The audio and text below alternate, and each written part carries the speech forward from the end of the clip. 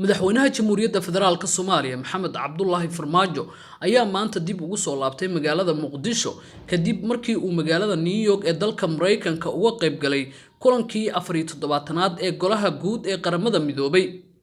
madaxweynaha ayaa intii uu ku sugnaa New York waxa uu ka qayb galay shir heer sare ah oo looga hadlayay arrimaha Soomaaliya, shir saddex geesood ah oo ay ka qayb galeen dalalka Masar iyo Kenya iyo kulan duceedyo kala duwan oo uu la qaatay dhigiisa dalalka caalamka.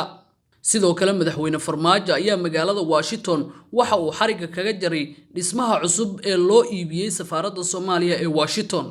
soo laabashada madaxweyne Farmaajo ee Muqdisho ayaa ku soo aadaysa iyadoo horaanta bisha Oktoobar uu magaalada Muqdisho ka dhacayo shirka madashiga iskaashiga Soomaaliya ee Somalia Partnership Forum, kaas oo ah wajigiisii labaad shirkii ka dhacay sanadkii hore magaalada Brussels.